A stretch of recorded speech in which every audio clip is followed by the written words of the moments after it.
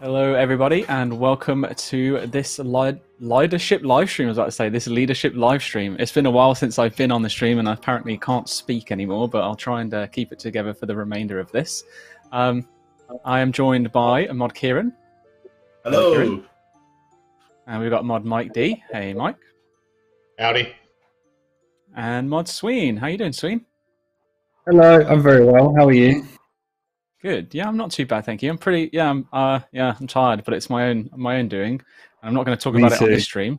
Really? What happened? What happened? Why are you tired? What did you do? No. It's probably not a good idea to go through it, Mike. It's competition and all that, you know. I've been doing other things. Mike didn't know. Yeah. He's been playing another game. Yeah, I've been playing another game. You see. Yeah, I've been a betrayer of the of Gillinor, but that's fine. We'll move on. What have you guys been up to? Let's start for you, Kieren. What have you been up to this week? And I guess, how are you doing as well, mate? Sweating, because it's hot. That is what I've been doing. Pretty hot. We've already had this conversation 20 times today. We're British. We complain about the heat, okay? We don't have AC for miserable time. It's in our blood. But, gosh, it's been a good week at work. Like, we just got out of a meeting this afternoon. Good rally session with the team. We discussed a bunch of our plans for the rest of this year. Just everyone's super hype. It was a really good session where we all give each other feedback and discussed the ideas. So feeling good. Cool. How are you doing, Mike? I'm not nearly as hot as you guys, but that's because I'm in Texas and I have not one but 2 air conditioning units on my house. So. All right, okay. No need to brag. It's fine. We get it. We're silly. We should get aircon and invest in it. Well, you complain about the heat, and I'm going to constantly talk about my air conditioning. Okay, and then everything will be balanced, as all things should be. What have you been up to this week, Mike? Anything you can tell us about? Well, we can dig into it in a little bit, but there's been a lot of discussions. You know, we have been discussing H2 as the content surge, so it's just, we're getting ready, right? Everybody's getting ready. We got a lot going on in H2. Awesome. Hopefully, yeah, we do get to touch on that a little bit later in this stream. And Sween, I asked you how you were doing, but I didn't ask you what you've been up to. So, anything interesting? Yes. Would you like to hear more? No, I'm good, thank you. Let's move on to the announcements. We have to sign up for this? Or are you gonna? This is donate other stuff. So, personally, I got back from holiday and I've been in quarantine and I'm allowed out now, so I'm really happy about that. I can go to the shop and I can go out in the sun and that kind of thing. Because previously I was just kind of sitting, like, gazing out the window, all melancholy. Work-wise, also lots of exciting stuff. We're going to talk to it in a little bit more detail later. But, you know, that big summer stream where we talk about cool stuff, well, we made a lot of progress on that this week. And we should be wrapping most of it up tomorrow. So the podcast topic, you know, we were talking about doing podcasts ages ago. Well, that's also going to start happening soon. That's exciting. There's lots of cool stuff, and most of it will actually be in front of players relatively soonish.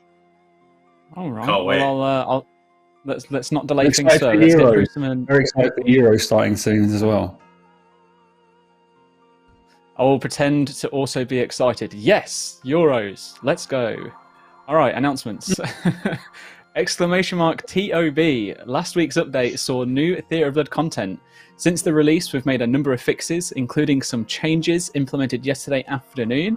We are planning to make more changes following your feedback as well, which includes redesigning a night at the theatre to make it more of a, I guess, a proper narrative experience than what it was when it was first released.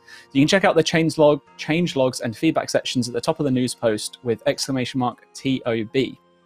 In addition to that, we have exclamation mark AKD, which is for A Kingdom Divided, which is just around the corner now. With its release on Wednesday, June the 16th, prepare for the next chapter in the Great Kieren storyline with our AKD news post, which contains the requirements, trailers, and lore, including the penultimate Kieren Chronicle, which I have thoroughly enjoyed reading, by the way. So if you haven't checked them out, do give them a read. You can get up to date with Old School's next quest with exclamation mark AKD. And exclamation mark VOD. Oh, there's a lot of like 3 letters in here, aren't there? If you missed our first stream of the week, check out Mod Arcane, Mod Elena, and special guests, which are Atticon and a Cold One, analysed one of the very first Theatre of Blood attempts. I think this is meant to be the Theatre of Blood hard mode attempts. Use exclamation mark VOD to watch Monday's stream straight after this. And then stream schedule. Next week, we'll be treating you to another 2 live streams. Ooh, goody. On Monday, the 4 of us will be back with another leadership-style stream to talk about another project. And on Thursday, we'll be celebrating the release of A Kingdom Divided. Oh dear, I'm losing it. As always, if you have anything you'd like to ask the team or myself, then please at OldSchoolRS with your questions. What is so hilarious? Is there a comedy event going on? Like, I don't know. I just don't know why I added it in there, and it just tickled me. Oh, goody. I mean, yeah, that's all. But oh my god, right? Kingdom Divided, massive update, huge quest, whole series of awards with a bunch of new spells. That's what I get excited about. Coming next week, Thursday. Wednesday. This is your fault. I blame your script. Wednesday, it'll be released. Thursday, we'll talk about it, celebrate it, right? Yeah. Celebrating. Yeah. Okay. It's the heat, obviously, you know. Right, wait, sorry, we can't complain about the heat. The mic's here. All right, let's have a look at some player creative content. Dude, it's cold where I'm. Well, it's hot outside, but it's cold inside because I have air conditioning. Okay, all right. One more time. How many times can we get him to say air conditioning in this stream? You guys at home, keep a how do you guys say it? Aircon? Domestic air conditioning. Aircon? All right, we're going to show you some player created content. Exclamation mark UGC if you want to see this for yourself. But wow, this is something. This is from Kutadox, who modelled a Bloodveld and says, "I hope you like it." Take it off the screen. It's very good. It's very good. I respect the art, but oh my god. Yeah, okay. Next one. This is from Lumbridge Designs. This is a chibi version of Jad, which is super cute and definitely a very different style to the previous piece of content that we've just seen. This is awesome. I like someone in the chat in reference to the previous image said some things just should stay low res, and I definitely agree. The Chibi Jad, however, on the other hand, is fantastic. All right, next up we have from Eniseo. They are starting a RuneScape-themed Dungeons and Dragons campaign next month, and they decided the best way to start is by giving each player a real-life clue scroll. Each of them was written with an ink quill and has been sealed by candle wax. It's pretty cool. That's cool. That's very cool. That. You have to keep us updated on how that goes, or check out the Reddit thread if you end up posting another one, Eniseo. But I'd like to see how that campaign does end up playing out. It just reminded me, when we were meant to have like a team D&D campaign starting some months ago now. Let's get on that. We made the group, we got the people, and then we all just forgot about it. So yeah. I'm down for that. I'll be up for some role play. I thought about that about you. Yeah? Yeah. Okay. Do I give off those vibes? Yeah. Okay. Good. I'd only done it once before. I felt very awkward, but I'm sure I'd get more comfortable in time to come. All right, next up from George8666. The title is I Made a Sculpture. Hope you guys like it. That is cool. Definitely not as terrifying as the other one, is it? I'm really just glad it's not a blood veil, I really am. Same. This is awesome. Oh, I love that. The level of detail added to it, so good.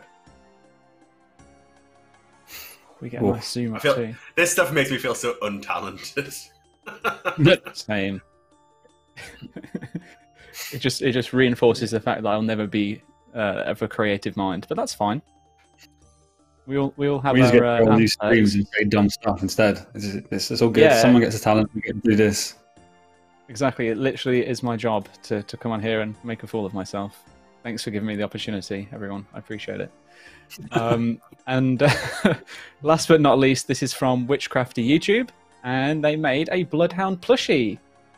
Oh my gosh, that's awesome. That's so cute. That's really awesome. I still have my That is Nibbler, adorable. actually.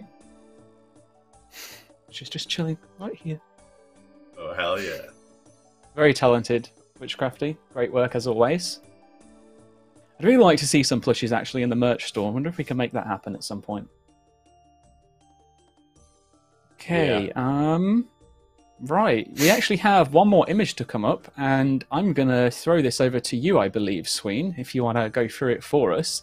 This one just so happens to be our mini roadmap, and would like to take you through a sneak peek into the upcoming content for Old School. Yeah, so I mean, we've heard quite a lot, and we've agreed that the content cadence, whilst it has been pretty consistent, hasn't been the type of content that the type of players who watch live streams and engage with us on socials. They want to see more end game stuff. Here's the thing, right?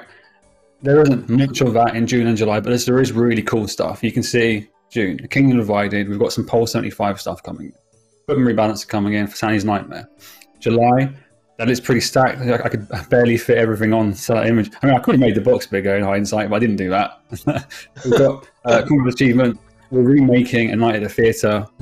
We've got some Wilderness changes at the beginning, which we'll talk to a bit later. TOB changes from Pole 75. Gauntlet changes and Slayer changes from Pole 75. More equipment rebalancing. And that's when we're doing the big summer reveal stuff. And then later, with no date attached, I want to be very clear. This is going to happen. And this year, Group Ironman, Wilderness Boss rework, Deadman season revamp, Leagues free, and then other stuff too. You have to watch that live stream later in July. Yeah, that's what the image is. I think it's pretty cool.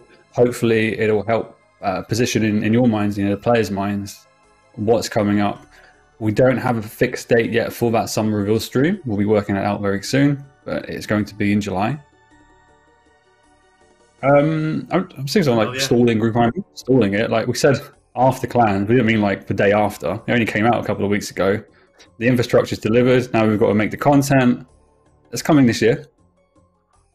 We're having discussions right now about the date we're actually going to aim for it with.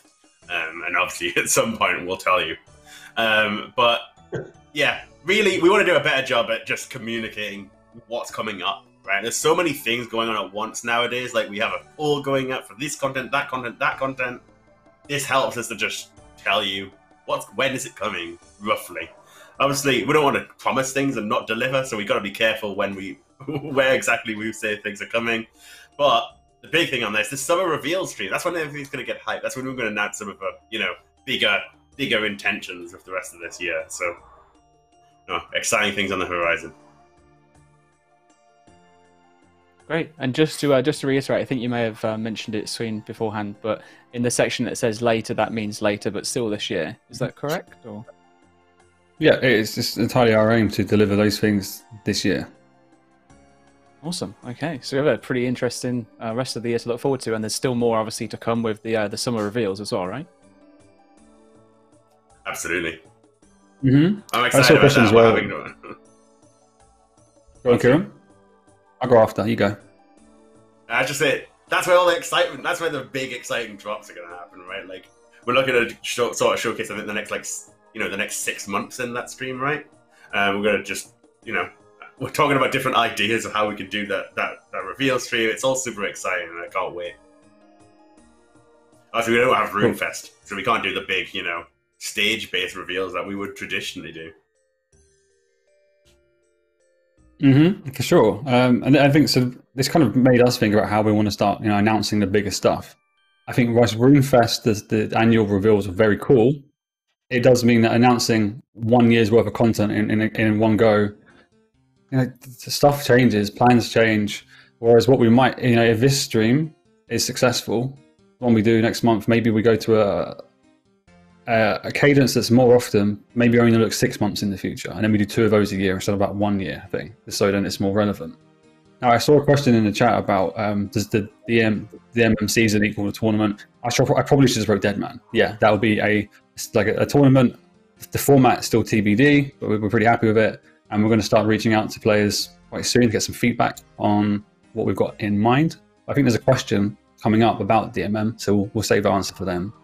I see people asking in the chat about client questions and stuff. We don't have a statement for you right now. We'll be coming with a statement. We are in touch with developers of third-party clients So I'd ask for your patience. You're not going to get a statement on the stream.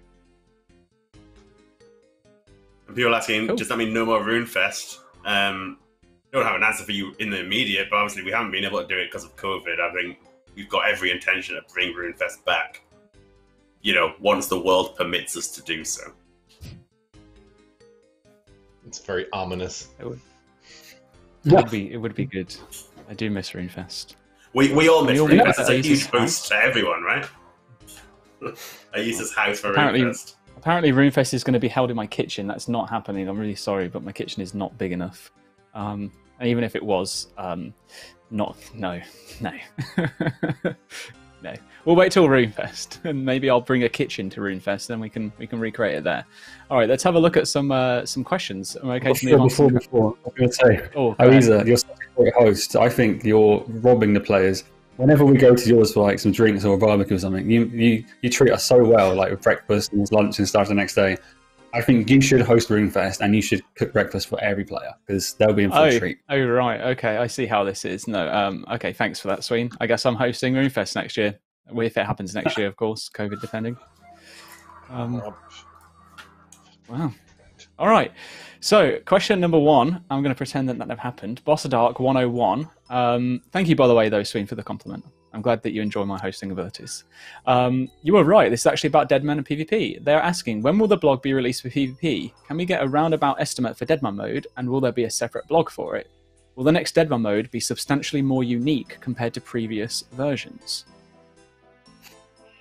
There's 3 questions. To start the first one, the blog for PvP. So in last week's stream, we mentioned that wilderness blogs, we're approaching it in a certain way, which is, first of all, there will be a blog dedicated to wilderness changes, and then poll 76 would be dedicated to mainly PvP and wilderness stuff, but with some other poll questions, so how we approach normal polls, right?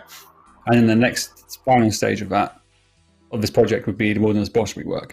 In terms of when the first blog is coming, Ayiza, I'm going to look to you before I say what's in my date-wise in my mind. So you blow your nose and then.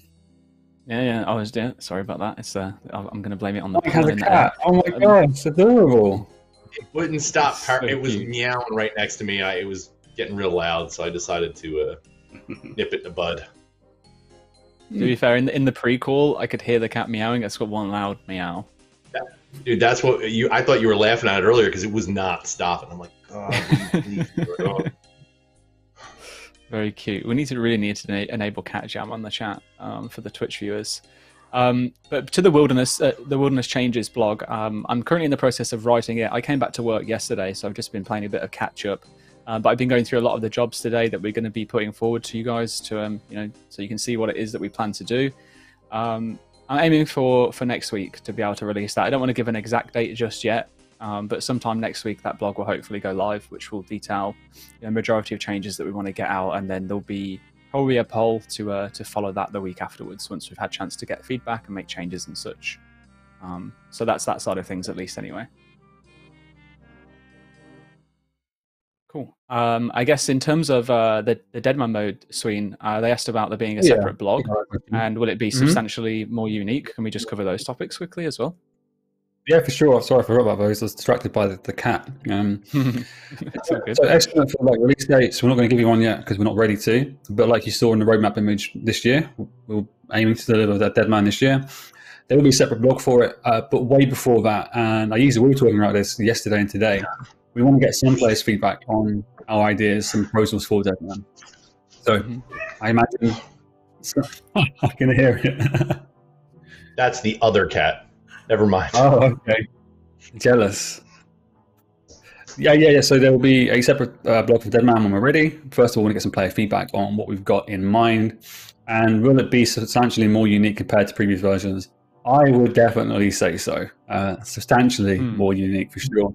We've spoken before about the fact that we want to approach Deadman like we approach leagues. If we're releasing seasonal content, it should be different every time we do it. I think that's where Deadman went wrong previously. We were just rehashing the same old stuff. So, I think we've spoken candidly before, so I'll say it again. We barely had time, right, to fix the problems. Some of the time we didn't fix the problems, and then we were live on stream in front of like 100,000 players, and the stuff went wrong, and we hated that. which is why ultimately we stopped doing it, because we wanted to make sure we had time to properly do it, like we do with leagues. But I can also add that we've been discussions on the marketing side, the product side, the partnership side. It's going to be big. Like, we're going big on it. Like, that was part of my wanting to go back to it, is we're going to seen some initial design. It's cool. It's different. And again, we're going to go as big as we possibly can with it. So when it hits, it's going to hit big.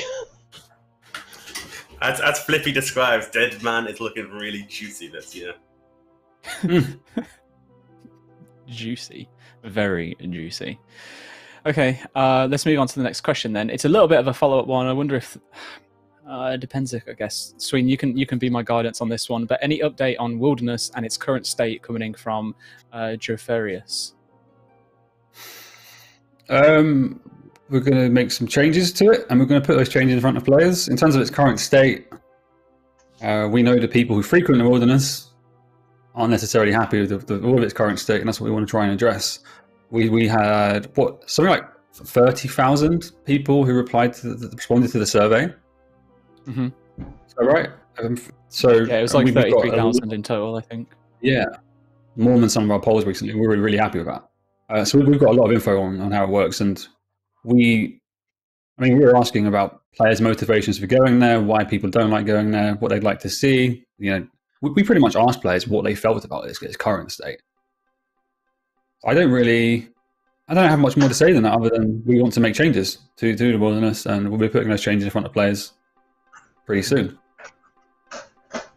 Yeah, I'm glad you answered that, because I'd probably have just started talking about what I'm writing about in the blog, and it's probably best that we wait until that actually gets released, so you can read the words rather than me try and speak them, because at the moment I'm not very capable of putting together a fully structured sentence. So, yep. Next week sometime you'll be able to see a little bit more on the Wilderness changes that we look to make. But some of them I'll just say now is like there are a few pretty drastic changes that we are looking to make, or at least propose to make, and I'm very interested to see how those go down. We're not talking about huge new content changes in terms of introducing like a new area or so on and so forth, but the foundations of the Wilderness, we're trying to shift that a little bit just to fix a few of the things that are broken, switch things up a little bit, make things more favorable or less favorable depending on which side of the fence you are on in the Wilderness park, I guess we'll call it. But yeah, wait till the blog and we'll see. The next question comes in from LC Brap, and they have asked if we can tell them that our ideas we have for Group Ironman. We're going to release it this year. That's an idea. That is a great idea. I think we should do that, Sween. Gosh, what an awesome idea.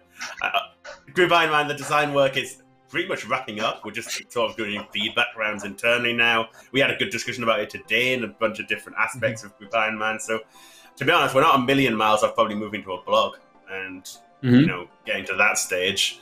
So, we're not too far out from that. So, we'll all be able to hear more soon. And can you tell us ideas you have? At its core, Group Ironman speaks for itself. 2 to 5 people in a group. Ironman restrictions apply to anyone outside of that group, but within the group, you can trade with your friends. You can work together. That person who gets 2 whip drops, you can trade one to somebody else in your group. We want to try and have group storage of some kind, so you can share items between your group. That's that sort of thing we're looking at, what's needed to support Group Ironman. We were talking briefly, and this is a conversation we'll probably have, but how could a hardcore group look? What would the rules be, for instance, as well? So, we're playing with that sort of thing. But yeah, we'll be speaking to you fairly soon on it. We're just wrapping up the end of the design work. Okay. Big question is how's the helm going to look for Group Ironman? Is it going to be multiple helms, a different coloured helm? Is it going to be a helm at all? You just wear you mean the icon of that actual armor? Yeah, the icon. No, yeah, just the icon itself. You're not going to walk around with 4 heads on you, in your normal in-game, like a high. I don't know, but I do think it would be cool to have a multiple heads icon. It depends on what you can do. It's 16 by 16 pixel. It's tiny. You can't do much with it. It's going to be a silhouette of Kieren. Just the side face silhouette of Kieren. Yep, I'm sure we can make that happen. I've got some prime photoshoppable images still left over in my my folders of work stuff, Kieren. I can use one of those. Send it to the art team. Okay. All right. Next question. This comes in from. Is that meant to say front? Apparently not. But front page high scores. Say front page high scores. Any chance the integrity of high scores can be addressed? Every single profitable boss has its top placements taken by gold farmers or bots. Yeah, so we spoke to the anti-cheating team to get an answer here, and I think we have answered this question before, but we've got a bit more detail now. The anti-cheating team do pay attention to the kind of front pages of high scores, in addition to every other kind of bot and stuff. Most of these players aren't bots; they are kind of hand-played gold farmers, so they're more difficult to detect.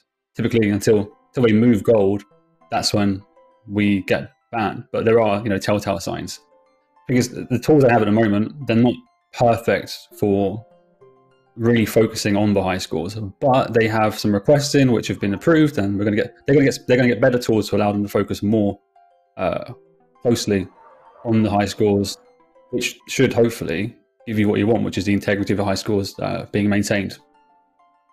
As we said before, right, the anti-cheating team have grown in size, the tools are getting better, more tools are coming.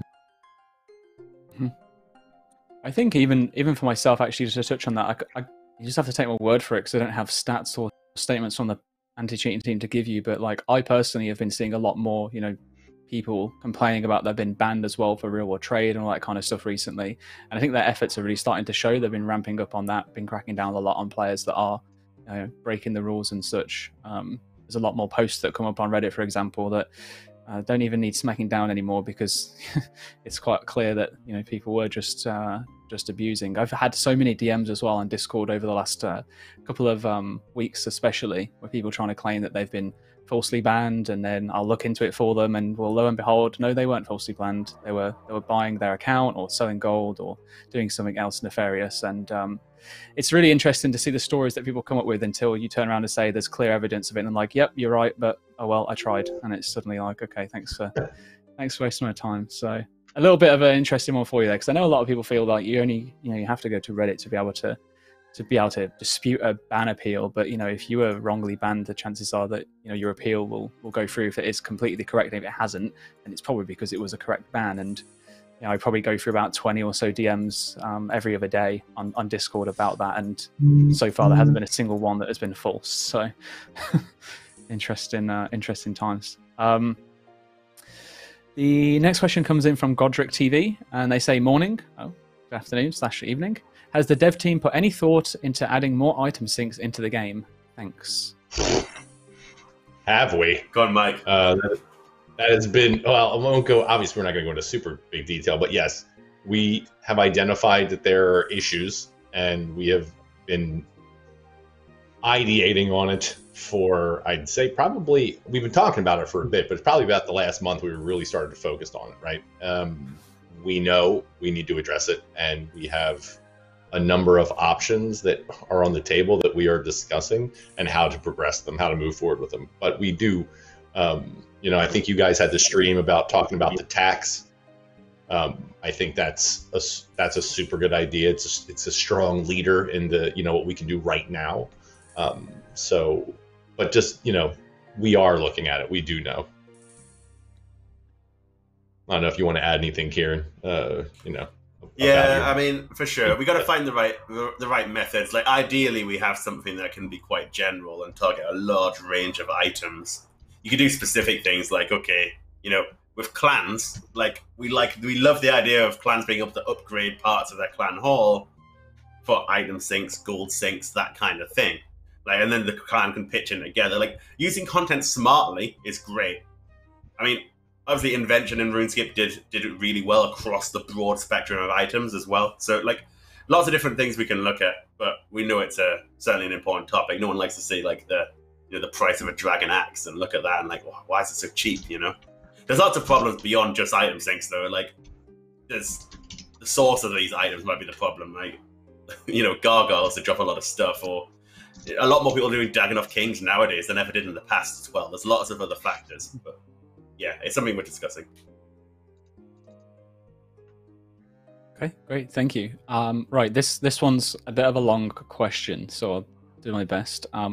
Listen up. This is from Raymond Hall, and they say, a lot of players, including me, have complained in the past and present about the speed of updates. I would very much like to understand more about what it takes for you as a development team in terms of time and effort to implement some of these updates. For example, the Seracnus pet recolor. My uneducated mind thinks this should not be a big deal or take weeks to implement in the game, but I'm sure there's a lot more behind the scenes to be done to make this happen, even though it might sound like a simple copy-paste kind of work. Could you go into more depth about this? Well, I'd say something like that, right? Obviously, firstly, we've got to decide, yes, we want to do it, and it goes through the pull process, right? Let's presume we've passed the pull. Now, I think the biggest thing is we're not working on that straight away, right? There are other things we're working on. So it might be that that passes a pull, but we're still working on the contents from the previous pull or other projects before we even get to it. So that could add a delay between passing a pull and being released too. But in the actual work, Seracnus pet recolor, and I'm trying to go through it in my head, like what you need to do. You just need to, there is a lot of copy paste involved. You might need a new chat head made by the graphics team for it, and a few bits and bobs, but it ain't much. I reckon really in the span of a few days max, if you encounter all the time to do it, right? The copy pasting is great. Yes, the content dev will do that, but it just need to go through testing, and then you're waiting for a tester to be free from what they were doing, and then it's going to go through the whole release building process as well. So those things will add up, but really a few days. But the point is that I'm really making is like it doesn't come out 3 days after the poll because it's amidst a load of other work and all the other poll questions being prioritized against other work. So hopefully that helps to give a little bit of clarity.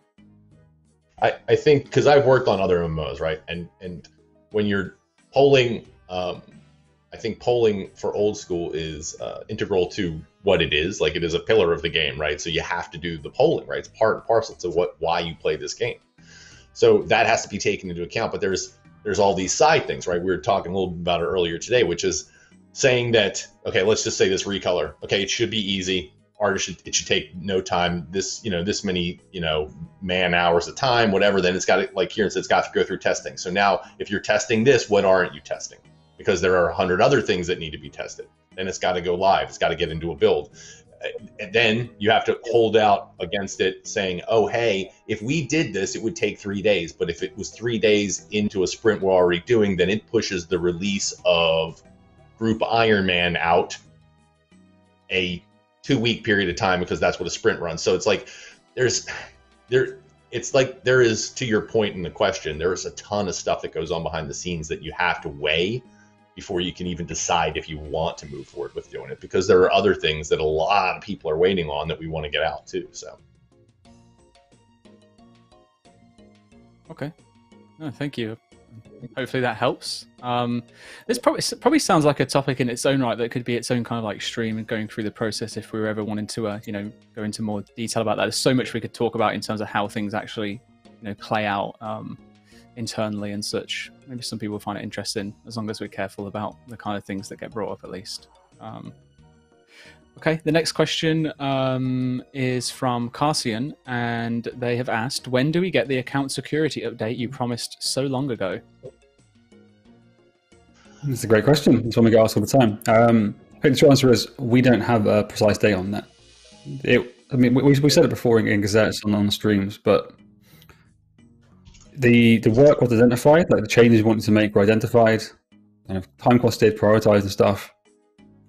And then we've come under attack, and we're still under quite sustained attacks, logging and server attacks, which most of our priority now is working on resolve, like the type of stuff that could take the game offline for for quite some time.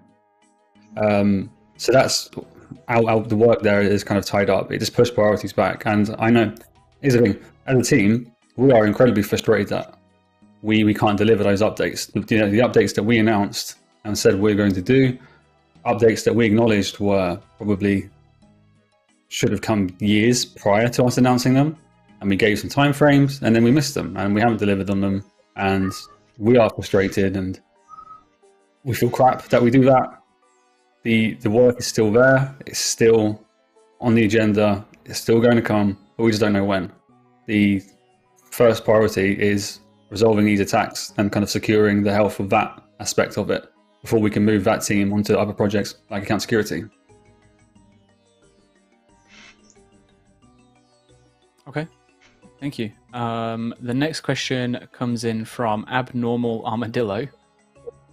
I'd hate to see an abnormal armadillo. Can we hear about skilling updates? Many skills are just completely outclassed by PVM/raid drops. It feels like you invest in them for alt accounts or quests and nothing more. Is this ever going to get addressed? Also, I remember seeing tidbits somewhere about a hunting and runecrafting guild. Was I dreaming, or are those being made? I think we shared them as because they were ideas, and we put them in a gazette to just get feedback from players. Like, this is literally as early as you can get. Like, someone's pitched a very high level idea. Mm-hmm. What could a hunting and runecrafting guild look like for old school? That's where that is. It's not like it's in the roadmap. It's not getting done necessarily, but they were just ideas. Like, that might be in the future. So, you know, like, we discussed a ton of different things. As for skilling updates, I mean, yes, it absolutely is outclassed. I mean, simple as that. It's how you do it, and it's coming up with the right pieces of content, where it can add value. I say this, obviously this gets brought up a lot, right? PVM drops and raid drops, just outclassing skilling. And one of the problems, I think, is that skilling is so much more accessible. You can have 50,000, 100,000 people going and AFKing a tree or some other activity. PVM is naturally much more off limits because there's a skill band involved. There's only certain groups of people who are going to do it. Now, that's not to dismiss the problem, because skilling needs to have value too. But it's not always one or the other. You've got to have both to a degree. I think having content like Temporos and stuff like that, where we're adding its own value, it's got its own uniques, its own method of bringing things into the game, is a good way to look at it. But it's very hard when I think it comes to gathering. Like, how is mining gold ore ever going to even compete with buying it from a shop, let alone PVM drops? Like, you have to have a drastically buff it. So I like some of the ideas, like you get a PVM drop and it's like a double ore token that lasts for so long and stuff like that. I think there's a few ways you can look at it, but it's not easy. Not easy. I see Sepulchre getting shouted out. Like, you can do stuff like that for skilling, for sure. But I don't think that necessarily... I do think when people bring this up, it's like, why is killing this boss better for magic logs than chopping magic trees? I think that's a legit question. But it isn't necessarily easy to make woodcutting magic logs better than PVM without making the PVM drops rubbish or woodcutting drastically buffed. So I think it kind of goes both ways on that sense as well. It's because there's a... Sorry if you can hear my puppy is outside playing in the garden, I believe. You know, because there is a point where we have quite literally made changes to increase the amount of drops that you can get available from monsters, because people have just not wanted to skill for them because they've either been too slow or too inconvenient, or they just wanted an alternate method. So there's one side of the player base that wants skilling to be better than PVM, but then there's another side of the player base that really despise doing skilling and would much rather get it passively through doing PVM. And it's a problem that we've helped create alongside the player base as well, and we've made different kind of like attempts to scale back on that, removing some drops from certain bosses and NPCs. I remember a while back, it was a few years now, but like the whole revamp of Kurask drop table, for example, with the seeds and such with Limpworts. So yeah, it is difficult because there are a lot of people that just don't want to get their drops from skilling and would rather do it through PVM. And whilst it probably should be free from skilling, it's like, okay, would we just turn around and say no, sorry, not at all, we're not going to do that, when it's a game that essentially can be dictated by the player base. So yeah, I think some skills lend themselves to more intense type of gameplay anyway, like Sepulchre, agility. It kind of makes sense. Mm-hmm. Of that kind of quite click intensive, fast paced thing. I don't know. I don't understand how we'd make, say, woodcutting or runecrafting kind of click intensive without making it seem like a mini game. Or sometimes we've added skilling bosses, and some people think they're really good, some people don't, because they're like, this is barely a skilling boss. This is like a normal boss, and you called it a skilling boss. I was like, well, how do you make a skilling boss not feel like a normal boss? Because whether they've got health or some other kind of way of measuring that, it's going to seem like you're killing a normal boss. You're using logs or something, or it's tough. It's really boss, like. I think you could describe a lot of things as like it's like a skilling boss. Volcanic Mine is kind of like a skilling boss, and it's like this little repeatable activity that lasts a somewhat duration of time. So I think it's, you see, the way we have been able to add better, stronger, unique stuff, skilling, it has been in places where arguably the level to entry is a little bit higher, right? It's more intensive. Mm-hmm.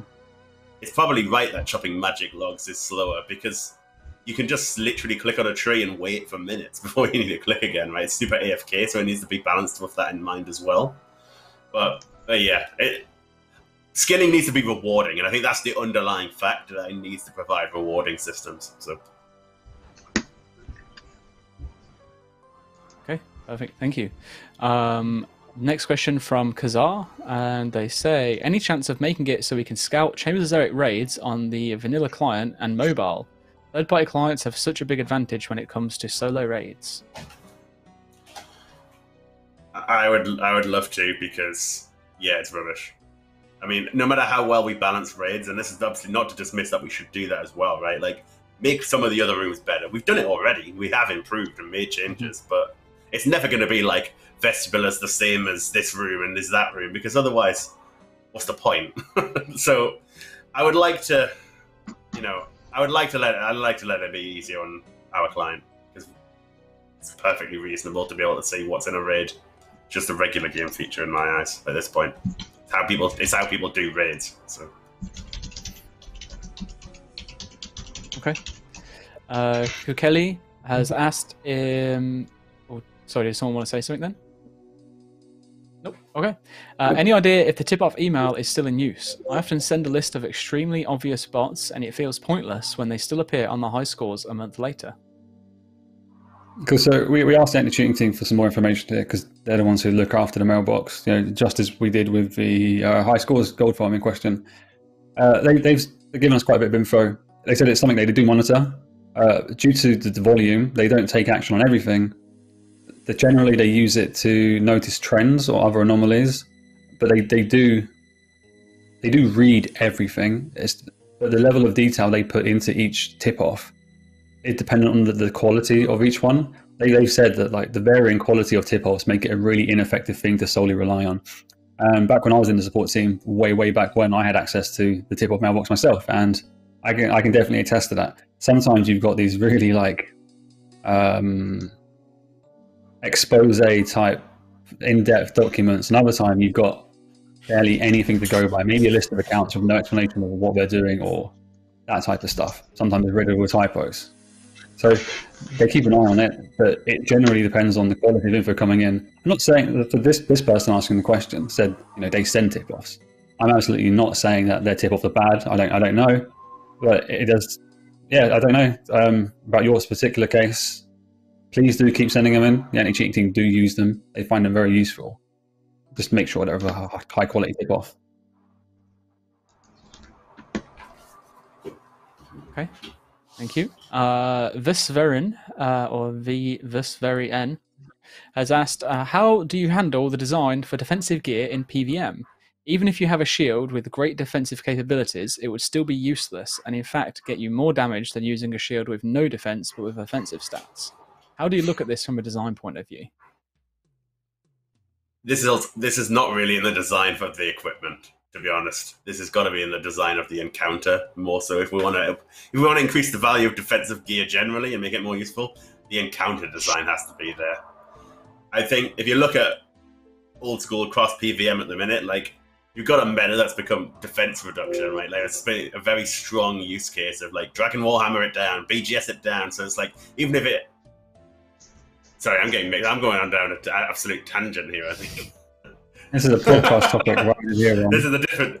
But defensive gear, yeah. It's about... Because it's always better to kill it faster, right? Because you're going to take less attacks in that time. That's the general concept.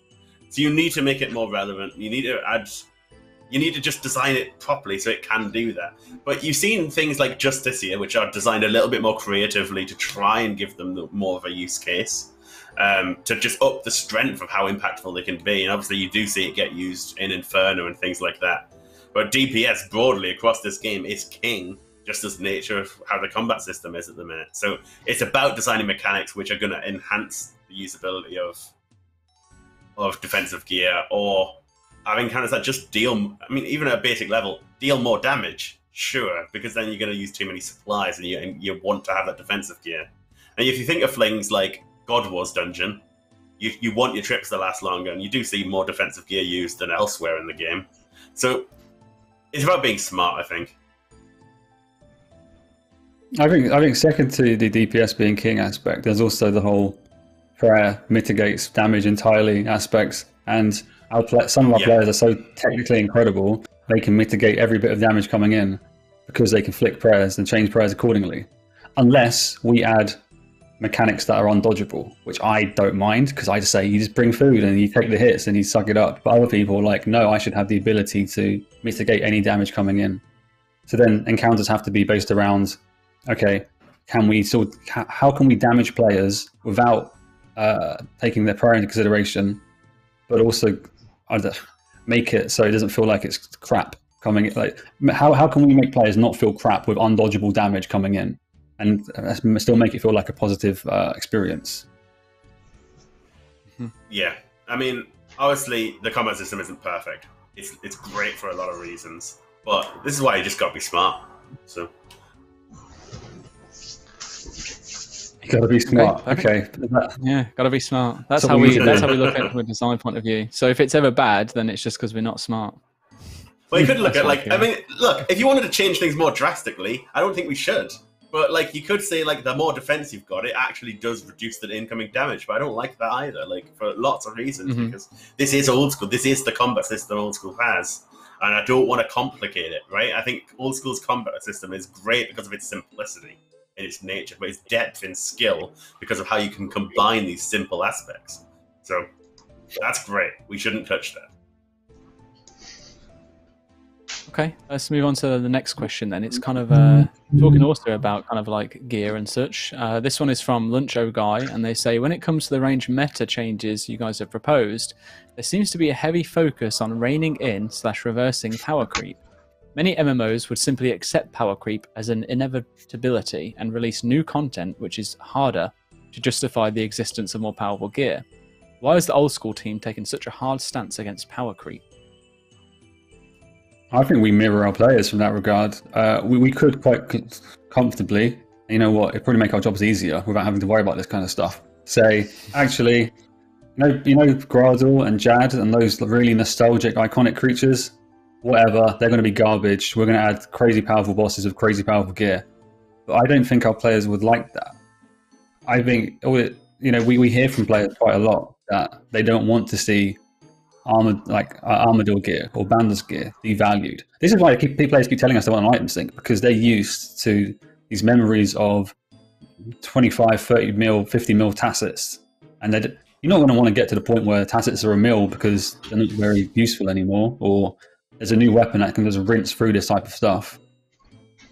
That's how I feel anyway. I don't necessarily think we are taking a hard stance just because it's born from knowing what most of our players want. They want. I agree. Another challenge to retain around. And arguably there is design considerations we can make, similar to what you're talking about with the defense stuff, Kieren.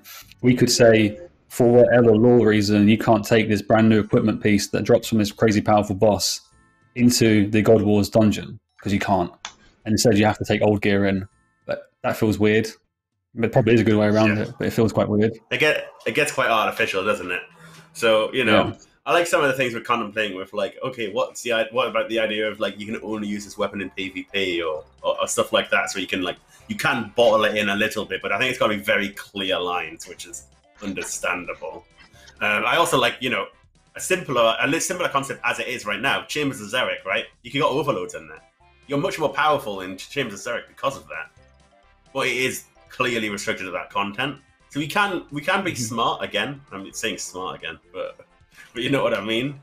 But to the wider point about other MMOs, I think old school is quite different to other MMOs because the whole game remains relevant, right? We don't completely undermine the existing games. It's not like God Wars is ever going to be absolutely binned and it's old content no one cares about anymore. It's going to be relevant, and we don't want to make it not relevant. Where, like, you know, I think we should use World of Warcraft as an example. They released a new expansion. It's not like no one's necessarily playing the previous expansions anymore, right? You move on to the new area. It's like, that's the game now. Broad summary, but, you know, like, it's not relevant to look back anymore. I would tack on the fact that it doesn't mean there won't be creep. It just means that the team is very cognizant of what it will do to the content of the game. So let's say we were to do new content with new bosses and new things, very well could increase. You could see it creep, but it won't creep like it does to Kieran's point in WoW, where it's like, oh crap, I'm going to get some garbage green off the auction house that's going to be better than the best thing I got in the last one, right? So anyway, I think you hit the nail on the head there. Yeah. I think other MMOs do stat squishes at the end of the day to try and counteract it. Like, they have to do quite big things and big changes, and I don't think that's right for old school. Do you know what we need? We need to introduce the multiverse. Oh, sorry, Ayiza. Oh, sorry. Your topic is more interesting. Mine was just more of a joke. I was saying we should introduce the multiverse. You can go to different dimensions, but your items are only usable in there. There we go. That's how we get around it. We have the old world, the new world. We might do that. Yeah. Okay. I was just going to say, it's just this. We're not criticizing the way other games do it. It makes more sense for them. But I think purely because of the way old school came about, which was lots of dissatisfaction around the way we handled combat and gear and that type of stuff. We're not trying to prevent power creep. We're just trying to make sure it's a slower journey. I think it's a good way. And if we can be, you know, and we prioritized for quite a long time, a few years now, trying to focus on equipment with niche effects rather than just straight up stats. But there does come a point where we run out of niche stuff to do, like use cases, that type of thing. Maybe we need to add more creatures with more different types of creatures, that more weapons. Yeah, I guess similar to the way we handled the. It's not in game, so I'm not saying this. Please don't take it out of context. The Belias Mountain mace and golems, that kind of stuff too. This is a new item being introduced for new creatures and stuff. Great. All right. Thank you, everyone. We've got a couple more questions that are taken from the threads that we put out, and then I'll see if I can get to like one or two chat questions that we've saved up. So let's try and smash through these last three. Player Bosser has asked if we can do a survey about adding new skills. They think it would be interesting to find out whether the player base actually wants any new skill. So me and Kieren were talking about what would the process be. You're RTX. So you just cut out. Hello, can you hear me? Yeah, we hear you now. Oh, okay. I was saying, so me and Kieren were talking about what the process would look like if we wanted to go about a new skill. This is, I think previously where we've gone wrong is, like this question asks, we haven't once said to players, you know, we've done it in surveys, but not really. I think we need it in a poll. Straight up in game, people who actually vote on a skill would probably vote in this poll rather than say anybody else who can answer a survey. I think this is a really solid place to start. We just say, are you open to any skill? That way we can find out, yes, people who want a skill, yes, depending on the skill. No, I don't think so, but I'm open to learning more. Or no, I don't want a skill because I like old school because of it's the 2007 remnant. I want my skills to remain intact because skilling is such a big part of the game. And we can see so many people saying, yes, add a new skill, or no, don't add a new skill. This is why we need to ask these kind of questions, because there is a divide. I'm of the opinion that a new skill could be added to the game if we find the right one. I don't necessarily think we've done enough good enough job identifying the right skills in the past. We've went into varying levels of detail when we put skills in front of players. Sailing and artisan, they had blogs and accompanying assets and a bit of an explanation of how that might work, but it wasn't in great detail. Then we had warding, where we put a lot of detail into it, but ultimately I think the concept in front of players, they weren't so keen on the idea. I think we couldn't break it down. I think we didn't really have a great answer to players saying, warding sounds like a mix of magic and crafting. And it's like, okay, cool. It's not the right skill for you then. They do, when we do ask about them in surveys, new skills do score really highly, but there aren't many people in the middle. You either want one or you don't. So this is where I think an opinion poll in-game rather than an out-of-game survey like we have done in the past would be a good place to do it. But I think before I'd like to do that, we can find time to do like a big public player-facing retrospective on pretty much what I'm rambling about now, put it in its own format and say, this is what's happened in the past when we talked about new skills. Give players that context. Cool, here's an in-game opinion poll, and then we go from there. That seems like a sensible place to... Yeah. This is my opinion, but it seems like a sensible place to start at least. I agree 100%. We need a better understanding, like broadly. What is the player-based thing of skills in general, rather than an out-of-game survey? Like, get an accurate understanding. I mean, to be honest, people have posed the question: if you pitched fire making now, would it pass? And I think, you could say that about most of our skills. I don't think most of our skills would pass at the concept stage. Like, they just wouldn't. Construction, that could just be an expansion of crafting. Well, it's construction really. It's just a house. Like, I mean, a house is great. Everyone wanted a house in the game, but it's not. Is it a skill? It's just some separate feature off the main world. Like, I think you could criticize a lot of our skills for the similar problems. But I think diving a little bit deeper, it's the feeling of like, I'm trying to progress my account, and God, that's another thing on the list. And to max players, oh my God, I need a remax. Like, I think those factors are relevant because we know it takes months. It takes months and months and months to progress your account to the point where you're like high level and you can take on all the best content and complete all the quests, etc. But I think that is a problem, right? People don't want necessarily a new thing because, oh my God, I have to go do it. I think that's part of it too. Okay, this sounds like another great topic to be added onto a podcast in the future as well. I'd really love to dig deeper into the whole, skills, what went wrong with the ones in the past, what we could do better, and so on and so forth. But in mentioning surveys, this next question just so happens to fit in perfectly, and it's from Luncho Guy, and they have said, when you guys do surveys, they are often linked at or near the bottom of news posts. Why do you not also put links to these surveys in game? You could probably get more useful data if more of the player base responded to those surveys. So we do sense the in-game broadcast directly linking to these surveys or linking to the news post, which then prompt you to take the survey, that type of thing. I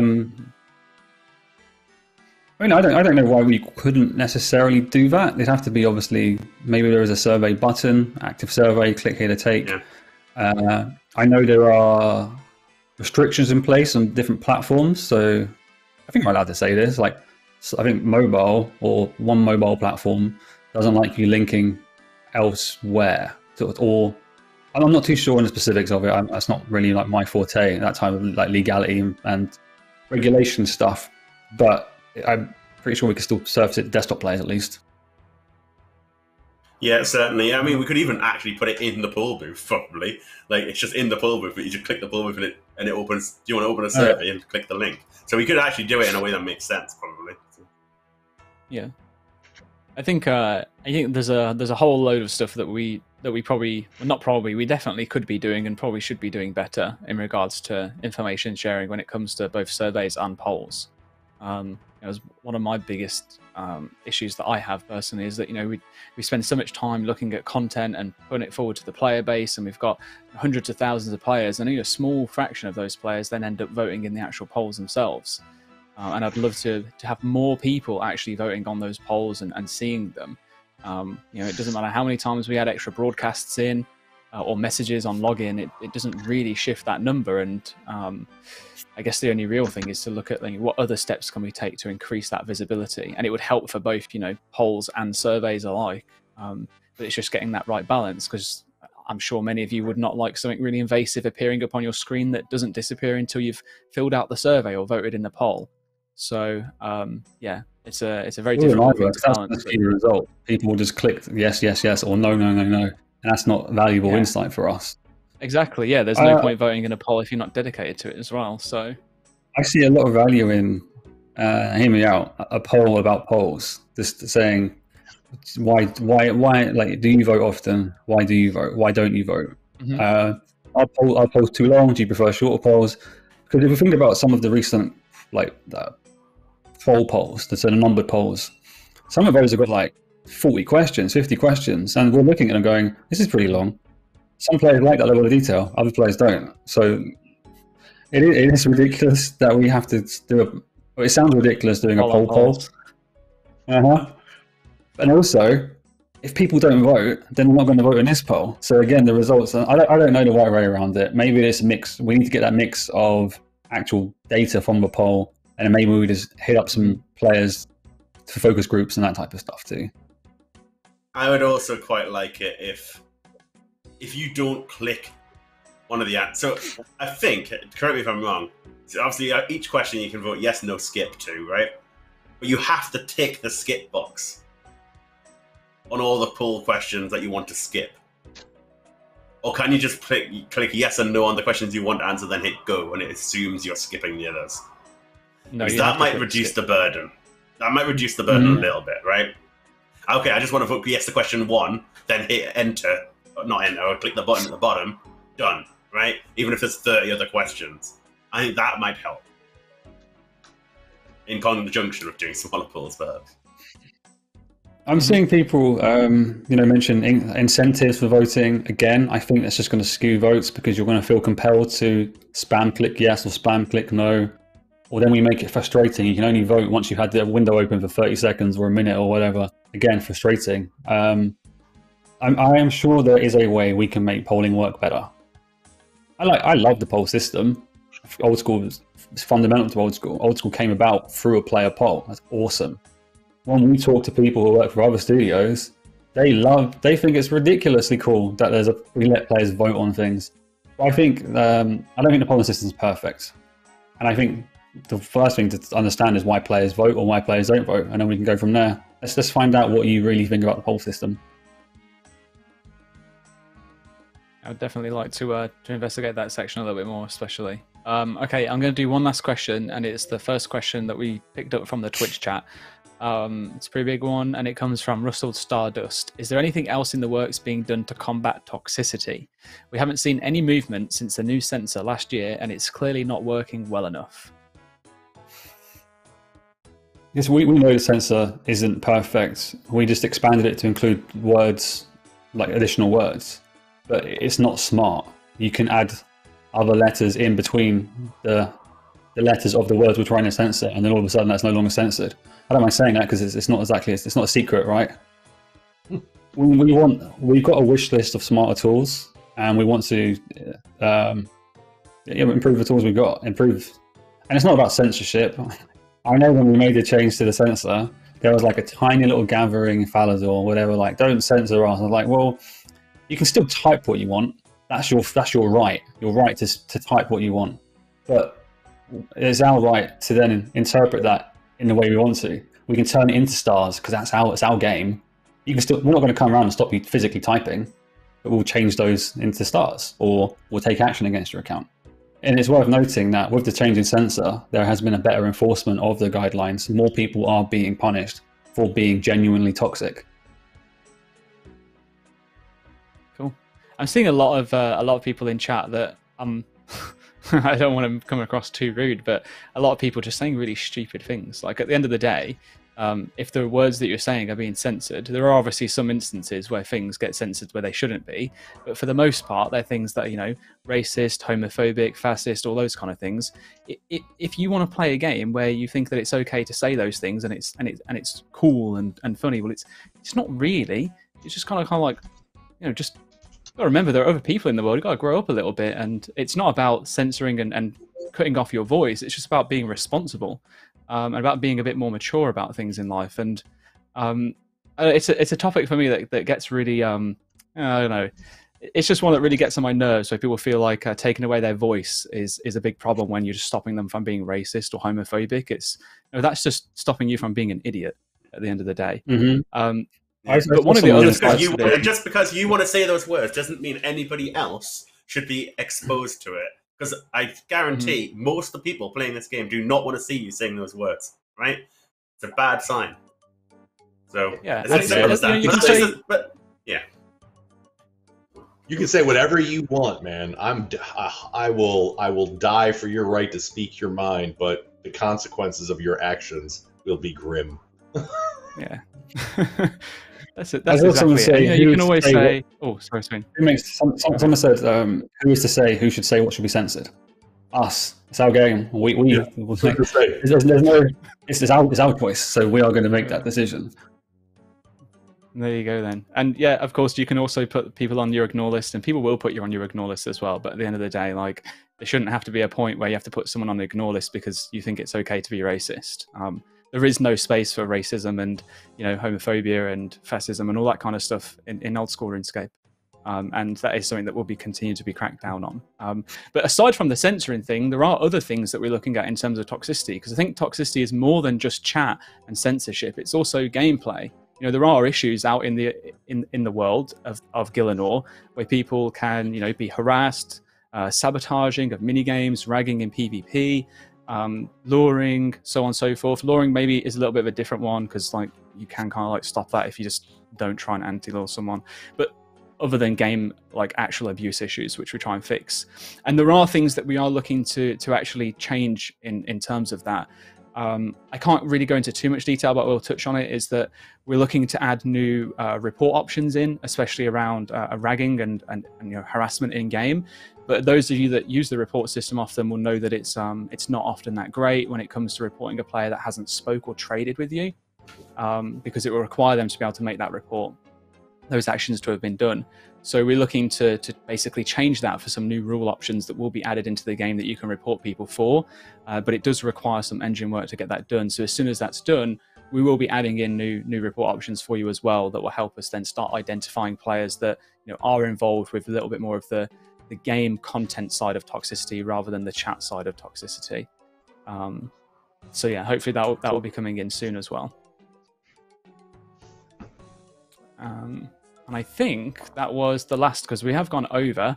Sorry to have landed it on such a bombshell. It kind of blew up, but that is what it is. I'm glad that, you know, we got to it. Meeting questions as well still in the document, in the script we use. And coincidentally, the 4 of us are on stream again on Monday, so maybe we can spend some time with that stream going through more of these questions. I love these streams with us. I mean, I love being on stream generally with anybody from the old school team, but these streams with the 4 of us, some of my favourite.